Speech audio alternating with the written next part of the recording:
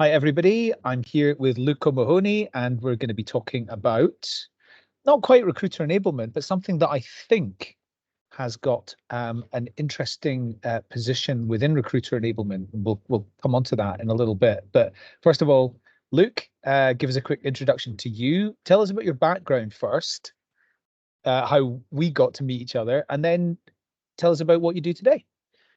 Yeah, absolutely. Yeah. So my background is I spent over a decade in talent and people operations. So we first met, Adam, when you were getting candidate ID off the ground, and I was working for Hudson RPO at the time, so outsourced recruitment solutions. And you were doing some really innovative, cool stuff that I'm a geek, I'm a nerd by by the way I live my life. So fascinated by what you guys are doing. But yeah, I spent a good chunk of my early career in recruitment. So the recruitment process and talent acquisition is something I know really well. I then became really interested in innovative practices, not least, like I say, candidate ID and other things that were going on, which actually led me to hop over the fence into people operations as a head of people and ops in a startup in Birmingham, a payment solution startup in Birmingham. So that's been my sort of operational career. And where you find me today is I am founder of Sapienx, which is a platform of content, courses, and community for what I call the post-HR generation. So my main focus is on adopting product principles. So product-led people operations is where I spend my time. Product-led people operations. So this is taking the concepts of like product development, product management, and putting them into people operations. So designing systems and almost an engineering type of approach. Would that be fair? Yeah, it's a combination of cross-functional skill sets grounded in the general thesis or understanding that the people experience itself is a product, and specifically it's a subscription product which people need to buy into and continue to buy into for as long as they remain employed, remain an employee. So that's the central premise. And if the people experience is a subscription product, that means we need to change the way in which we're operating from a people ops perspective to service that and to build and ship product increments, which keeps that value increasing over time. So it's a really fascinating, fairly new-ish. I mean, there's obviously been agile HR and different adoptions of agile principles into the HR work in sort of last sort of decade and beyond. But really, over the last 5 years, this idea of people ops as a product and adopting and completely flipping the way in which we're working as a people function on its head and taking on product management, UX, design and engineering, and bringing those in, and marketing, which is where we're going to sort of spend some our time talking today, but marketing principles as well, and operating more like a the way I sort of started to describe it, it's almost like operating like a startup within a startup, right? You are building and finding product market fit and scaling your product adoption, but from within. And the product is the people experience. Yeah, I couldn't agree more. I think this is really important. And I don't know much outside of the recruiting area, but the way I think about it is the employer brand is the packaging and the EVP is the product. What am I offering to engineers? What am I offering to salespeople? What am I offering to, and they've got features, and the feature could be to do with the salary. It could be to do with the holidays. It could be to do with the work you're doing. It could be to do with where you're doing it.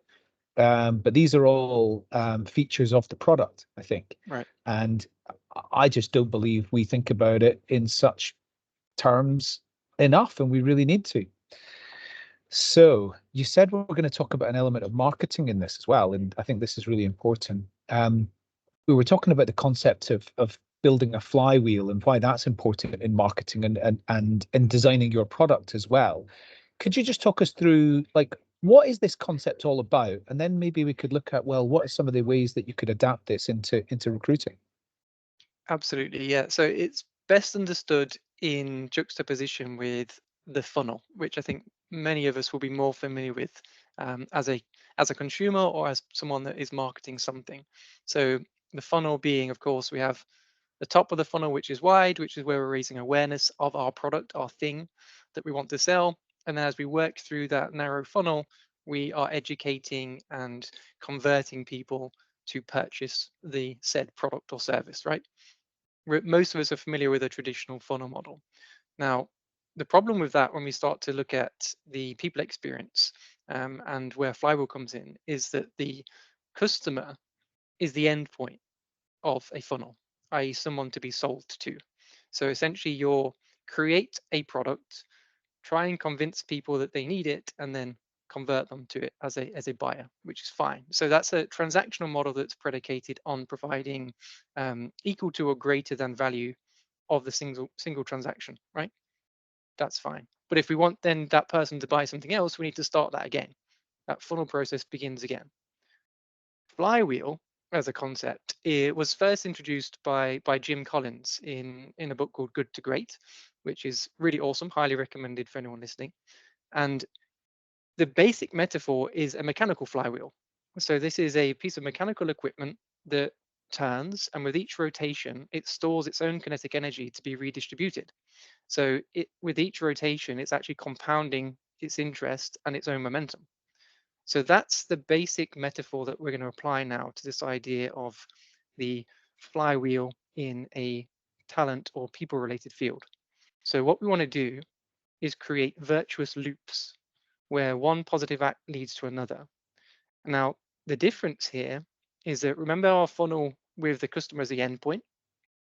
With a flywheel, the customer is actually in the center of that. And so actually what you're doing is you are building your flywheel and your virtuous loops around the customer needs. And so what you're doing is a constant sort of feedback loop and data process where you're assessing the needs of your end users, and then you're providing continuous and increasing value over time. And so for as long as you can continue to you can continue to provide value, then the customer will remain within the center of that flywheel, and you can continue to gain feedback, iterate, and ship increments of compounding um, value to that customer in the same way as we would with any subscription product. Okay, so this relates to like everything in people experience. Yes. There is nothing that is not included in this.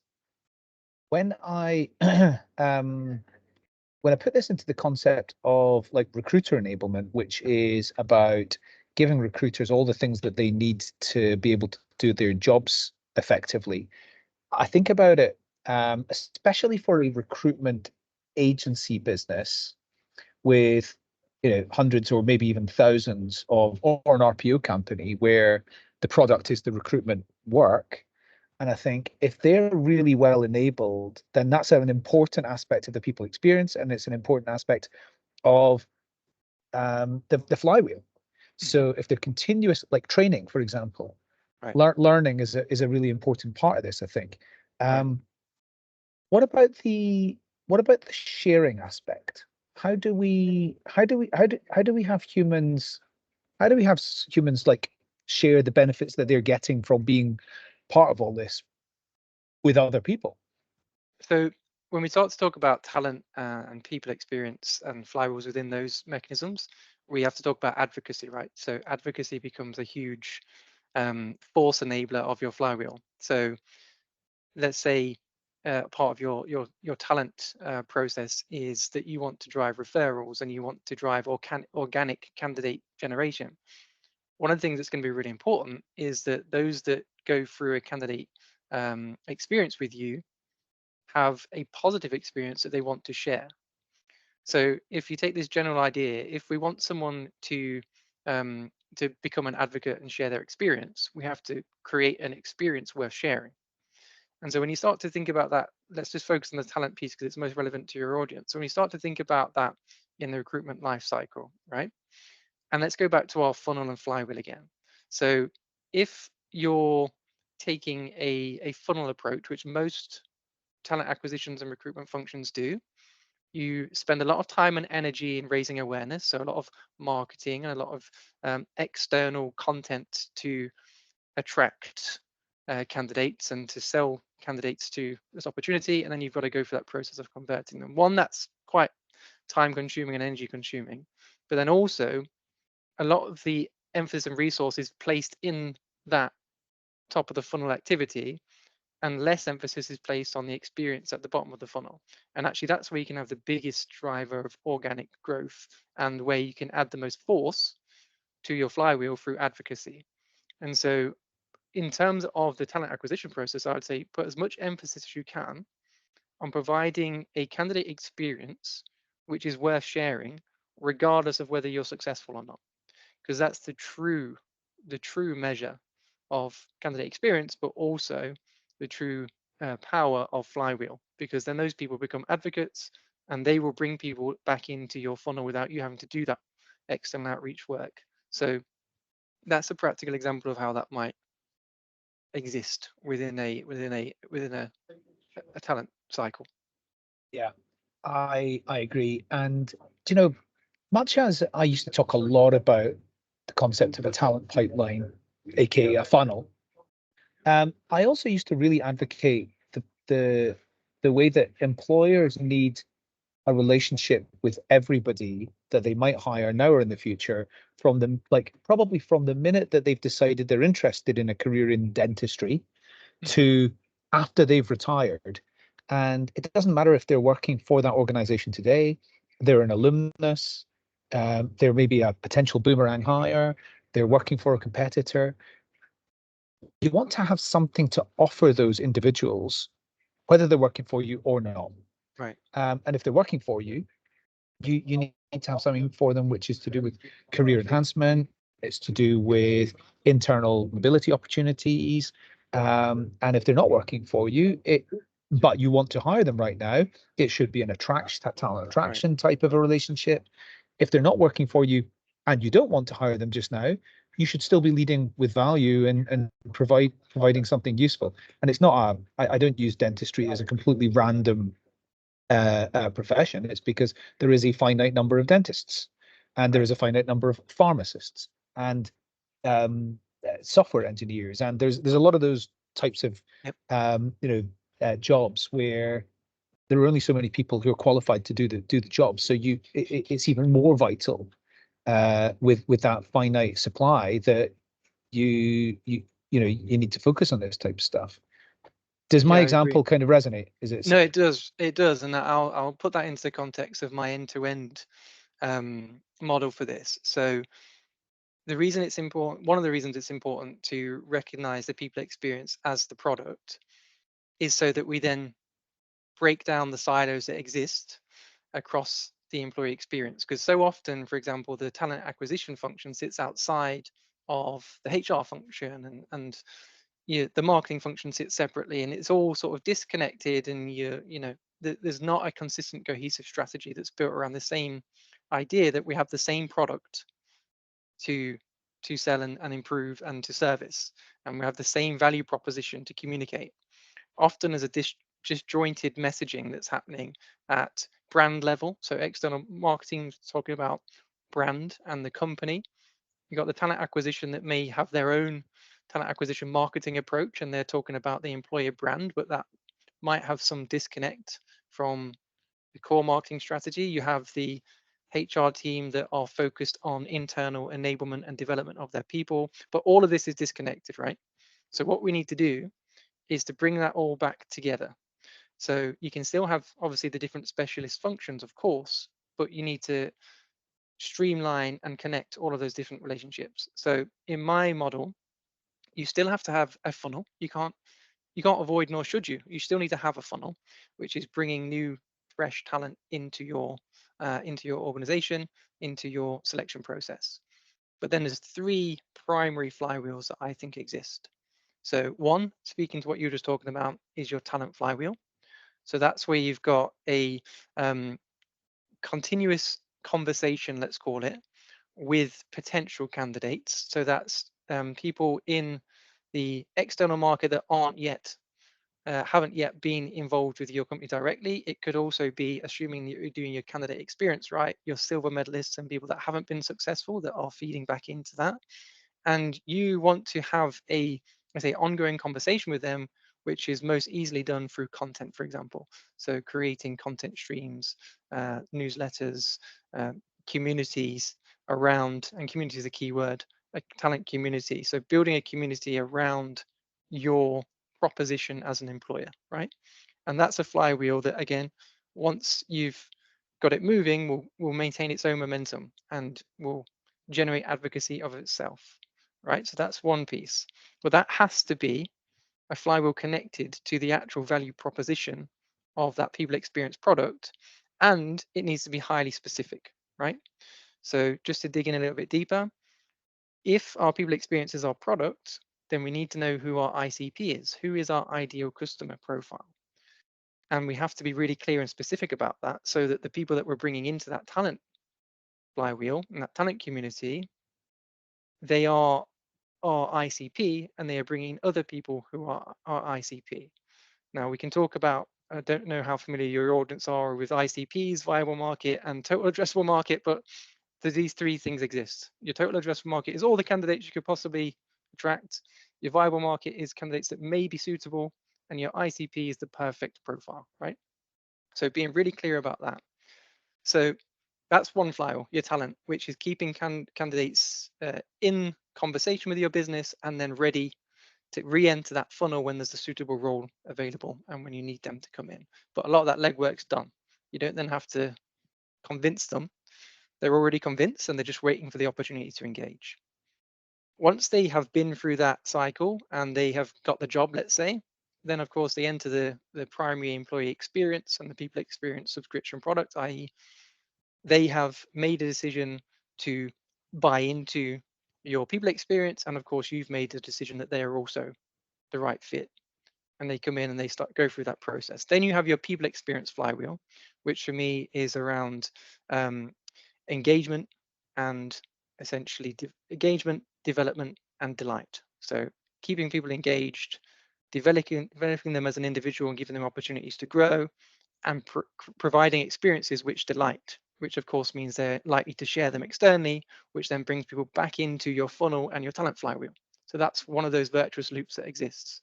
If you're providing a people experience that engages, develops, and delights, a lot of your work is going to be done for you on the talent acquisition side, because you can incentivize and encourage people to share those positive experiences externally, which brings people in to your talent flywheel. And then the final one, of course, like any product or service, at some point there is going to be a point of diminishing returns, or get to the stage where the value exchange isn't right for either party anymore, so they're going to exit. So using product language, they're going to churn, right? So at some point people are going to leave your organization, which is absolutely fine. It's 100% going to happen. And actually, as a subscriber, you get to make that decision too. You might have got a tremendous amount of value from something, but something's changed, and now that value exchange isn't right. And it might go the other way around, of course. The employer might decide that the value exchange isn't there anymore. Then we have our alumni flywheel. So for a lot of people, that's it. That's the end of the relationship. They've left the organization. That's that. Nice having you. See you later. But actually, there's a tremendous opportunity there. Huge mistake. So then we can look at our third flywheel, which is our alumni flywheel.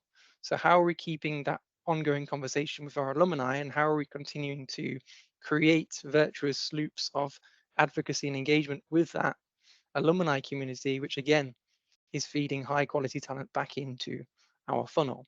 And another interesting sub flywheel that exists within that is the higher the quality of candidate you bring in, the higher quality of candidate they're going to bring in with them. And so maintaining these positive relationships with your alumni and continue to compound the level of talent that comes into your organization means that you can get better and better and better access to the best talent on the market by investing in these flywheels. So those are the elements. There's your core talent funnel, which has to exist, but then linked to that is your talent flywheel. Once people have bought your subscription product, they're in your people experience flywheel. And then once they exit, they go into your alumni flywheel. But that closes the loop.